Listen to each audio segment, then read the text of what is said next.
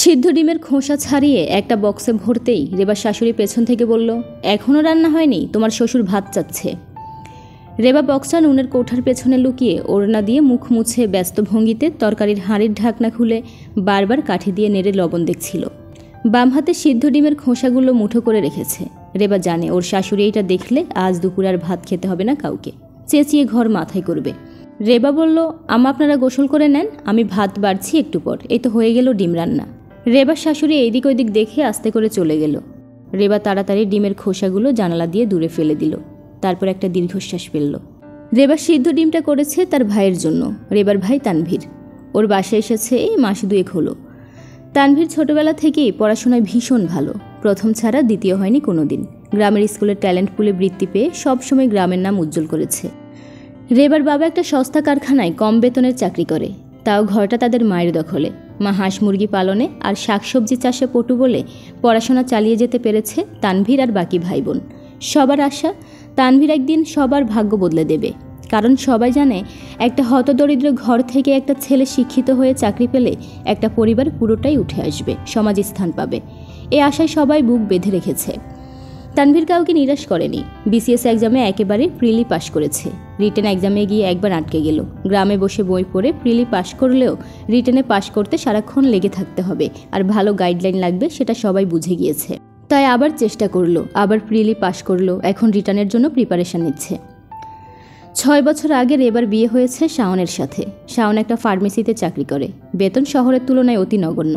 একটা কলোনিতে সেমি পাকা বাসায় ভাড়া থাকে, মা বাবা নিয়ে, 2টা রুম ঘরে। একটাতে শাওন আর রেবা তাদের 2টা বাচ্চা নিয়ে থাকে, অন্য রুমে শাওনের মা বাবা। বসার ঘরে একটা চৌকোতে আগে শাওনের ছোট বোন ঘুমালেও তানভীর আসার পর থেকে শাওনের ছোট বোন তার মা বাবার সাথেই ঘুমায়। রেবার টানাটানির সংসারে তানভীর বসে খাওয়া আর দিন রাত পড়াশোনা করা এক বিরাট বিলাসিতা। রেবা চাইলেও ভাইকে ভালো মন্দ খাওয়াতে পারে না। সারাদিন পড়াশোনা করে, ইচ্ছে করে প্রতিদিন দুধ ডিম খাওয়াতে, কিন্তু জয়েন নিম্নবিত্ত ফ্যামিলির জন্য তা অপরাধের শামিল। আজ শাশুড়ি 3টা ডিম এনে দিল, পেঁয়াজ দিয়ে ভেজে ঝোল করে সবার জন্য রান্না করার জন্য। রেবা 2টা ডিমকে ময়দা দিয়ে বড় করে ভেজে ভাগ করেছে। একটা ডিম ভাইয়ের জন্য সিদ্ধ করেছে। ওড়নার নিচে লুকিয়ে তানভীরের টেবিলের সামনে এনে এদিক ওদিক তাকিয়ে বলে, তাড়াতাড়ি খেয়ে নে। তানভীর পেন্সিল দিয়ে বইয়ে দাগ দিতে দিতে বলল, আপু তোকে না বলেছি এইসব আমার লাগবে না, সারাদিন ঘরে বসে থেকে এমনিতে এত খাচ্ছি, তার উপর কিছু দিতেও পারি না। রেবা তাড়াতাড়ি ডিমটা তানভীরের মুখে ঢুকিয়ে বলে, চিন্তা করিস না, সব সুদে আসলে নিয়ে নিব তুই চাকরি পেলে। তানভীর কিছু বলার আগে রেবার শাশুড়ি ডাক দিল, ভাত দিলে? রেবা দ্রুত রান্নাঘরের দিকে এগুতে এগুতে বলল, হ্যাঁ আসুন। রেবার শাশুড়ি আর শ্বশুর এসে খেয়ে নিল। রেবার তানভীর শাওন 3টার দিকে আসলে তখন খায়। শাওন এসে তানভীরের গায়ে হাত দিয়ে বলল, তা কী খবর শালা সাহেব, আমরা স্যার ডাকতে পারবো কখন? তানভীর লাল হয়ে ওঠে। একসাথে বসে অনেক গল্প করে ওরা। তানভীরকে কখনো ভর করে না শাওন, জানে পড়াশোনার গুরুত্ব কত। তানভীরের সেই খাওয়ার সময়টা ভীষণ ভালো লাগে, হালকা লাগে নিজেকে, মনে হয় শাওন যেন তার নিজের বড় ভাই। শাওন বাজারে বা অন্য কাজে কোথাও গেলে শাওনের বস বেতনের টাকা কেটে নেয়, তাই তানভীর প্রায় গিয়ে শাওনের অবর্তমানে ফার্মেসিতে গিয়ে বসে। সব কাজ দ্রুত শিখে ফেলে সে। তানভীরের একটা বই লাগবে, কিন্তু কাকে বলবে, কিভাবে চাইবে, এসব ভাবছিল। রেবার বারণের কারণে কোনো টিউশনিও করতে পারে না, বলে আগে নিজের পড়াশোনায় মন দে। সেদিন সন্ধ্যায় রেবা ওড়নার কোণা থেকে একটা 500 আর একটা 100 টাকার নোট এনে বলল, ধর, মা পাঠিয়েছে, কিছু লাগলে নিতে। আম্মা টাকা কোথায় পেল? ফোন করে জিজ্ঞেস কর। এই বলে রেবা তার ছেলেকে নিয়ে অন্য রুমে চলে গেল। তানভীর ফোন দিল, আমার টাকা পাঠাইছ? পাইছো কই? হাঁস 2টা সারাদিন জ্বালায়, মজিনাদের পুকুর থেকে তুলতে পারি না, সারাদিন বকবক করে সেই বাড়ির বুড়ি, ভালো লাগে না, দিছি বেচ্ছা। তানভীর জানে এটা বানানো গল্প, তাও কিছু বলতে পারে না। আস্তে করে বলে, আম্মা মিতুল আর তুলি ভাত খাইব কি দিয়া, ডিম ছাড়া? তানভীরের মা কিছু বলতে পারে না, একটু পর কাঁপা স্বরে বলে, বাচ্চা মানুষ, ওদের আর কি, তুই চাকরি পাইলে রোজ মাংস খাইব, হে লোভে এখন শাক পাতাও খাইব। তারপর ব্যস্ত ভঙ্গিতে দ্রুত স্বরে বলল, রাখি, ভালো করে পড়াশোনা কর বাবা। তানভীর কিছু বলে না, শুধু জানে এগুলো সব ঋণ হয়ে রয়েছে। তার ভাই বোনেরা গত 2 বছর নতুন জামা কিনে না, কিন্তু তাকে প্রতি মাসে অনেক নতুন বই কিনতে হয়। মিতুল মাত্র 6-এ পড়ে, পিকনিকে যাওয়ার টাকা জমিয়েছিল। পিকনিকে যাওয়ার আগে তানভীরের হাতে দিয়ে দিয়েছিল। তানভীরের ঢাকায় আসার সময় আস্তে করে পকেটে ঢুকিয়ে দিয়েছে। তানভীর মানা করল, তাও দিল। দেওয়ার সময় বলে দিতে ভুলেনি, ভাইয়া তুই চাকরি পেলে আমি কিন্তু ডাবল করে নিব, রোজ এত টাকা। আমারও হক থাকলো তোমার টাকায়। শাওনের মা প্রায় রেবার সাথে ঝগড়া করে। রেবা ভালোই বুঝে কেন এইসব করেন উনি। রেবাও চিল্লাচিল্লি করলে তানভীর বুঝে যাবে এসব তার জন্য হচ্ছে, তখন পড়ায় মন বসাতে পারবে না, তাই নিজে নিজেই হজম করে। মাঝে মধ্যে শাওনকে আস্তে আস্তে বলে। শাওন একদিন তার মাকে একলা পেয়ে বলে, আম্মা, তানভীরে ভর করিও না, ছেলেটার অনেক সুন্দর ভবিষ্যৎ আছে, যদি ভালো জায়গায় যেতে পারে আমাদের কি দেখবে না? অবশ্যই দেখবে আম্মা, কয়দিন থাকবে সে, একটু সময় দাও। আমরা তো সংসারের ঘানি টানতে গিয়ে পারলাম না স্বপ্ন পূরণ করতে, ওরে সুযোগ দাও। তুমিও বড় গলায় বলতে পারবে, বড় অফিসার অমুক আমার ছেলের শালা। শাওনের মা কিছু বলে না আর। তবে যেদিন পরীক্ষা দিতে যাচ্ছিল সবাইকে সালাম করলো তানভীর। তখন শাওনের মা তানভীরের মাথায় পরম মমতায় হাত বুলিয়ে বলল, জীবনে অনেক বড় হও, কিন্তু যতই বড় হও না কেন মাটিকে ভুলিও না। মনে রাখিবে, লাউয়ের ডগা পুরো বাড়ির চাল ঢেকে ফেলতে পারে, কিন্তু শক্তি কিন্তু সে মাটিতে লাগানো এক নলা ডাঁটাতে, যা ময়লায় ঢেকে যায় উঠোনের এক কোণে।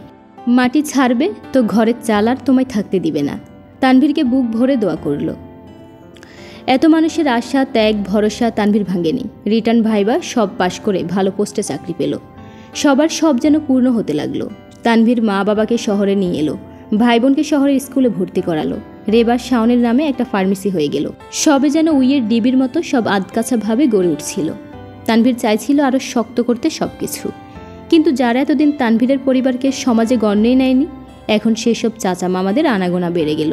তানভীরের মা বাবা খুশি, ছেলের কারণে এতদিনে তারা সমাজে উঠল। এতদিন যাদের বাড়ির দরজায় পা রাখার সাহস পায়নি, তারা এখন তানভীরের দরজায় এসে বসে থাকে। এটা ওটা আনে, আলগা অনেক প্রেম জাগে।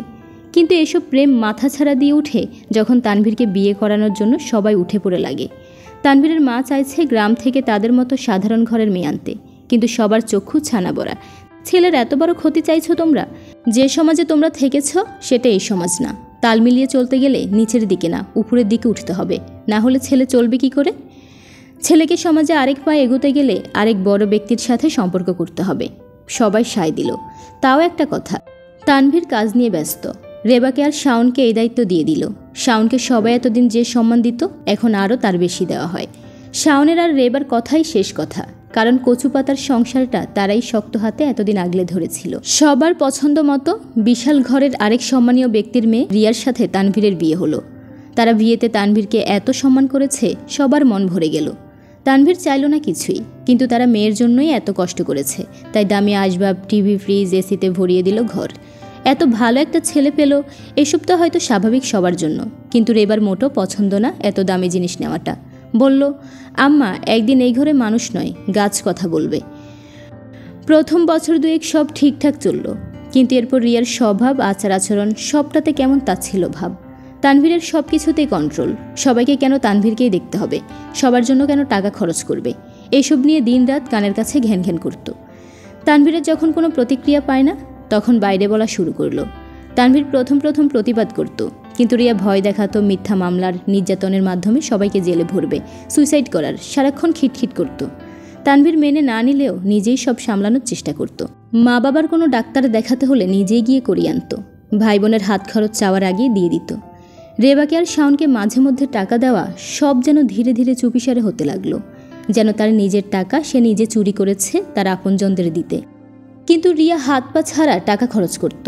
দামি শাড়ি গয়না যা স্ট্যাটাসের সাথে যায়। রিয়ার ভাইয়ের ছেলের বার্থডে, বোনের মেয়ের অনুষ্ঠান, কত খরচ, সেখানে খরচ করতে একটু লজ্জা করতো না কারো। তানভীর আর রিয়া দুইটা ছেলে, এখন রিয়ার কারোর সাথে থাকবে না, বারবার প্রেশার দিচ্ছে অন্য বাসা নিতে। তানভীর বলল, মা বাবার দায়িত্ব কে নেবে? তুমি কি একা ছেলে, অন্যরা দেখবে না? করেছ তো, আর কত করবে? তোমার ভাই বড় হচ্ছে, সে নেবে। আমি যদি নিতে না পারি সে কেন নেবে?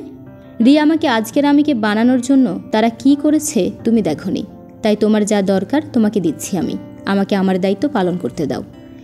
স্ত্রীর সুখ স্বাচ্ছন্দ্য আর ছেলে মেয়ের ভবিষ্যৎ নিশ্চিত করাও তোমার দায়িত্ব। আমি বেশি কি চাইছি? যা সব মেয়ে চায় আমিও তাই চাইছি। তোমার টাকার উপর আমাদের অধিকার নেই, তোমাদের কোনো চাওয়া তো অপূর্ণ রাখছি না। বাকি সব খরচ বন্ধ করলে আরও ভালোভাবে রাখতে পারবে, ছেলেদের আরও ভালো স্কুলে পড়াতে পারবে। প্রতিদিনের এইসব ঝগড়া করতে করতে তানভীর যেন নিজের সাথে রোজ যুদ্ধ করে। রিয়া কোনো ভিলেন মেয়ে না, তার স্ত্রী, হয়তো তার অধিকার এইটা। কিন্তু তানভীর জানে রিয়া সেসব কিছুই দেখেনি, সেসব স্যাক্রিফাইস করেনি যা এই ঘরের প্রতিটা মানুষ তার জন্য করেছে। যখন তাদের কিছুই ছিল না, তখন তারা যা দিয়েছে তা এখন হাজার গুণও সমান হবে না। রেবার শাওন এখন খুব একটা আসে না। শাওনের ব্যবসায় ভীষণভাবে ক্ষতি হয়। রেবা চায়নি তানভীরের থেকে কিছু নিতে। রেবা জানে রিয়া কী পরিমাণ খিটমিট করে, কিন্তু তাও তানভীর তার জমানো ডিপিএস ভেঙে দিয়ে দিল বড় অঙ্কের টাকা। রিয়া কিছুদিন পর জানতে পেরে ভীষণ ঝামেলা বাঝালো। কেন সে রিয়াকে জানায়নি? রিয়া সেই টাকায় কত কিছু প্ল্যান করে রেখেছে। রিয়া চুপ থাকলো না, রেবাকে ফোন দিয়ে ইচ্ছে মতো শোনালো। লোভী স্বার্থপর অনেক কিছুই বলল। তার স্বামীকে শুষে খাচ্ছে এসব বলল। ফেসবুকে এসব নিয়ে স্ট্যাটাস দিল। হাজার মানুষ হাজার রকমভাবে রেবাকে আর শাওনকে কত নিচু আর স্বার্থপর মানুষ তা কমেন্ট করলো। তানভীর তার মা বাবা ভাই বোন শুনেও হাজারবার প্রতিবাদ করেও কিছু হলো না। এতে সমস্যা আরও বাড়ে। উল্টা তাদেরকেই শুনতে হলো তারা সবাই কিভাবে তার স্বামীকে গাধার মতো খাটিয়ে আরামে জীবন কাটাচ্ছে। শাওনও শুনল। শাওন আর রেবার টাকা ছিল না, তবে প্রচণ্ড আত্মসম্মান নিয়ে জীবন পার করেছে ওরা। শাওনের সেদিন একটা মাইনর হার্ট অ্যাটাক হলো। সবাই ছুটে গেলেও তানভীর যেতে পারেনি। রিয়া ছেলেদের মাথার কসম দিল যদি আর একটাও টাকা তাদের দেয় তাদের মরা মুখ দেখবে।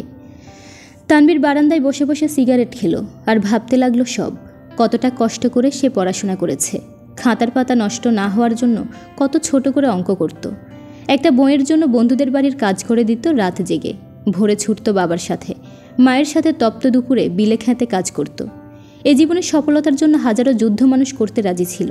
একটু সুখের আশায় কত মাইল হেঁটেছে, ক্লান্ত লাগতো না। এখন হাঁটতে হয় না, কিন্তু ভীষণ ক্লান্ত লাগে এসি গাড়িতে বসেও। কিন্তু সংসারে এমন সব ভয়াবহ যুদ্ধ থাকে যেখানে জয় পরাজয়ে ব্যথা একই, পক্ষে বিপক্ষে সব নিজের, ক্ষত সব নিজের। কার সাথে করবে যুদ্ধ? তার নিজের সন্তানের মায়ের সাথে, যে সব ছেড়ে এসেছে তার জন্য, যে তাকে ভালোবাসে, আগলে ধরে বাঁচতে চায়, নাকি নিজের মায়ের সাথে, যে 3 বেলার 1 বেলা খেয়ে সারাদিন মাঠে ঘাটে কাটিয়েছে? নিজের বোনের সাথে, যে বোন নয় মায়ের মতো ঢাল হয়ে দাঁড়িয়েছে আজীবন। রেবার লুকিয়ে আনা সেসব দুধ ডিমের ঋণের 16 আনা কি এখনও শোধ হয়েছে, নাকি মিতুলের সেসব ভাঙতি জমানোর টাকার এখনও ডাবল হয়েছে? ঘরে কেউ নেই, সবাই রেবার ওখানে। শাওনকে হসপিটাল থেকে আনা হয়েছে। পরের দিন তানভীর আস্তে আস্তে করে তার বোনের বাসায় গেল। রেবা ভাইকে ঢুকতে দেখে কিছু বলল না, চা নাস্তা দিল। রেবা বলল, তোর কোনো টাকা আমাদের লাগবে না, আমাদের যতটুকু সামর্থ্য আমরা করে নেব। তুই যা, আমাদের জন্য অনেক করেছিস, তোর জন্য আমরা যা করেছি তার দ্বিগুণ দিয়েছিস, আর লাগবে না।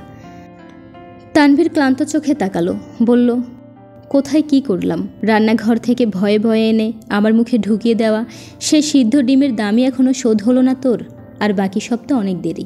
রেবা ভাইকে জড়িয়ে ধরে ভীষণ কান্না করে। তানভীর উঠে দাঁড়িয়ে বলে, টাকা দেব না, আমি জানি তোর আর ভাইয়ার আত্মসম্মান কত। ফার্মেসির চাবি দে, ভাইয়া এখন অসুস্থ, আমি গিয়ে বসি ফার্মেসিতে। ঘর চলবে কি করে তোর? আমি কোনো কিছুই ভুলি না, তা তো জানিস। রেবা ভেজা চোখে ভাইয়ের হাতে দোকানের চাবি দেয়। তানভীর গিয়ে বসে রেবার ফার্মেসিতে। রিয়া একবার ফোন দিয়ে বলে, আমাকে সবার কাছে খারাপ বানাতে তোমার একটু লজ্জা করে না? তানভীর ফোন কেটে দেয়।